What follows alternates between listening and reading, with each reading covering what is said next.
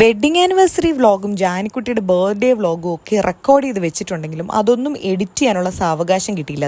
ഇതാണ് കാരണം. ഇതൊക്കെ ഒന്ന് ഒതുക്കി പെറുക്കിയിട്ട് വേണം അത് എഡിറ്റ് ചെയ്യാൻ എന്ന് വിചാരിച്ചുകൊണ്ടിരുന്നപ്പോഴത്തേക്കും തിരുവോണം ഇങ്ങെത്തി. അപ്പോൾ തിരുവോണത്തിന് മുന്നേ നമുക്ക് എന്തായാലും ഓണക്കോടി എടുക്കണം. ജാനിക്കുട്ടൻ്റെ ഒരു അവസ്ഥ ഇതാണ് കേട്ടോ. ലാപ്ടോപ്പിനകത്തൊക്കെ കയറി കിടന്ന് ഉറങ്ങുന്നുണ്ടായിരുന്നു. അത്രയും ക്ഷീണിച്ചിട്ടുണ്ടായിരുന്ന ആൾ. അങ്ങനെ ഞങ്ങൾ ഉത്രാടത്തിൻ്റെ അന്ന് പെട്ടെന്ന് ഒന്ന് ഷോപ്പിങ്ങിന് ഇറങ്ങി. നമുക്ക് കുറച്ചധികം സാധനങ്ങൾ വാങ്ങിക്കാനുണ്ടായിരുന്നു. അപ്പോൾ അതിന് വേണ്ടിയിട്ട് ഞങ്ങൾ ഉത്രാടത്തിൻ്റെ അന്ന് രാവിലെ തന്നെ ഇറങ്ങി. കയറിയ സമയത്ത് കടയിലൊന്നും അധികം ആളില്ലായിരുന്നു. അത് കാരണം സാവകാശം വീഡിയോ ഒക്കെ എടുക്കാൻ പറ്റുന്നുണ്ടായിരുന്നു. പക്ഷേ ഇറങ്ങിയപ്പോഴത്തേക്കും അവിടെ നിറച്ച ആളായിട്ട് അങ്ങോട്ടും ഇങ്ങോട്ടും തട്ടാതെ നടക്കാൻ വയ്യ എന്നുള്ള അവസ്ഥയായിട്ടുണ്ടായിരുന്നു.